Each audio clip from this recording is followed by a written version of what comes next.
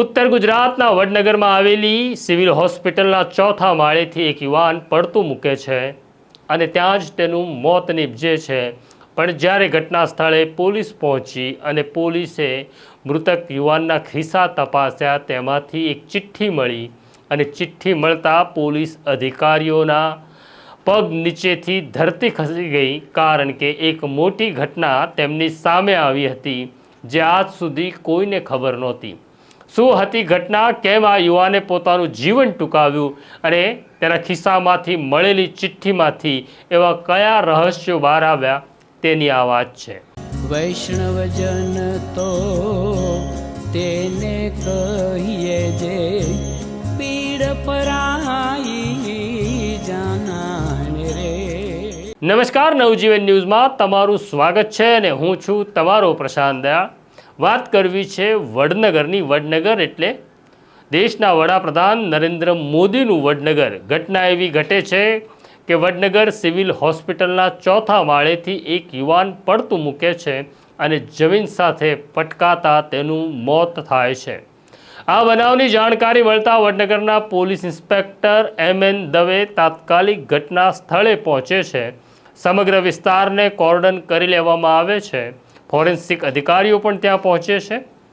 જ્યારે આ મૃત યુવાનના ખિસ્સા તપાસવામાં આવ્યા ત્યારે તેમાંથી એક ચિઠ્ઠી મળે છે અને ચિઠ્ઠી મળતા પોલીસના પગ નીચેથી ધરતી એટલા માટે ખસી ગઈ કારણ કે આ યુવાને કબૂલ કર્યું હતું, મેં મારી પત્ની અને દીકરીની હત્યા કરી છે, જેના માટે કોઈ જવાબદાર નથી। હમણાં સુધી આ મામલાની તપાસ એક જમાદાર કરી રહ્યા હતા, પરંતુ હવે પોલીસ ઇન્સ્પેક્ટર દવે તપાસનો દોર સંભાળ્યો અને ઘટનાક્રમ 6 મહિના જૂનો હતો। પોલીસ 6 મહિના પાછળ જાય છે અને તપાસ શરૂ કરે છે। વાત એવી છે કે વડનગરના શાહપુર ગામમાં રહેતા ગિરીશ પરમારના લગ્ન 4 વર્ષ પહેલાં પ્રિયંકા સાથે થયા હતા। આ બંને પ્રેમ લગ્ન કર્યા હતા, ભાગીને લગ્ન કર્યા હતા અને તેઓ રહી રહ્યા હતા શાહપુર વડ ગામે। આ 4 વર્ષના લગ્નગાળા દરમિયાન તેમને 2 દીકરીઓ થઈ હતી। એક દીકરી ગિરીશ અને પ્રિયંકા પાસે હતી અને બીજી દીકરીને તેણે પોતાની બહેન પાસે મૂકી હતી। આ બંને દીકરીઓ જોડકા દીકરીઓ હતી। હવે ગિરીશની ઘટના શરૂ થાય છે।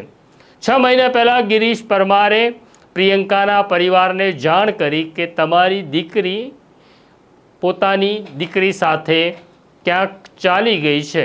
એટલે જ્યારે આ ઘટનાની જાણકારી પ્રિયંકાના દાદાને થાય છે, પ્રિયંકાના દાદા શાહપુર આવે છે અને ગિરીશને કહે છે કે જો પ્રિયંકા જતી રહી છે તો તારે પોલીસ ફરિયાદ કરવી જોઈએ। ત્યારે ગિરીશ જવાબ આપે છે કે આવી જશે, થોડા દિવસોમાં પાછી ફરશે, ગુસ્સામાં છે, આમ કહી તે વાત ટાળે છે। આ ઘટનાને 6 મહિના વીતી જાય છે। પ્રિયંકાની દીકરી ક્યારેય પાછા ફરતા નથી। આખરે થાકીને પ્રિયંકાના દાદા વડનગર પોલીસ સ્ટેશન પહોંચે છે અને પોતાની પૌત્રી અને તેની દીકરી બંને ગુમ હોવાની જાણ પોલીસને કરે છે। આ મામલાની તપાસ વડનગર પોલીસના જમાદાર કરી રહ્યા હતા અને વડનગર પોલીસના જમાદારે ગિરીશ પરમારને સમન કર્યું હતું કે તમારી પત્ની ગુમ છે, તે બારામાં તમારું નિવેદન નોંધવાનું છે, તમે પોલીસ સ્ટેશન આવજો। ગિરીશ પોલીસ સ્ટેશન તો આવતો નથી, પરંતુ તે સીધો પહોંચે છે વડનગરની સિવિલ હોસ્પિટલમાં અને ત્યાંથી તે પોતાના જીવનનો અંત આણે છે। ગિરીશે ચિઠ્ઠીમાં લખ્યું હતું કે મારા અને પ્રિયંકા વચ્ચે કંકાસ ચાલી રહ્યો હતો, કારણ કે પ્રિયંકા માનસિક અસ્વસ્થ હતી, જેના કારણે અમારી વચ્ચે ખૂબ ઝઘડા થતા હતા। આખરે આ ઘટના પછી મેં નક્કી કર્યું કે પ્રિયંકા અને દીકરીનો જીવ લેવો અનિવાર્ય છે, તો જ મને શાંતિ મળશે। એટલે મેં પ્રિયંકા અને મારી દીકરીની હત્યા કરી, તેમના મૃતદેહને મેં મારા ઘરમાં જ દફનાવ્યો છે। આખી ઘટનામાં બીજા કોઈનો દોષ નથી, દોષ મારો છે। હવે હું જઈ રહ્યો છું, મારી બહેન પાસે મારી દીકરી છે, તેને વિનંતી છે કે દીકરીની સંભાળ રાખજે। આમ પોલીસ ઇન્સ્પેક્ટર એમ.એન. દવે આ ઘટનાની જાણકારી મળ્યા પછી તરત ફોરેન્સિક અધિકારીઓ અને મેજિસ્ટ્રેટને બોલાવ્યા અને પછી શાહપુર વડ ગામે જ્યાં ગિરીશ પરમારનું ઘર હતું ત્યાં પોલીસ પહોંચે છે, ખોદકામ કરવામાં આવે છે મેજિસ્ટ્રેટની રૂબરૂમાં અને ત્યાંથી તેમને 2 નરકંકાળ મળે છે.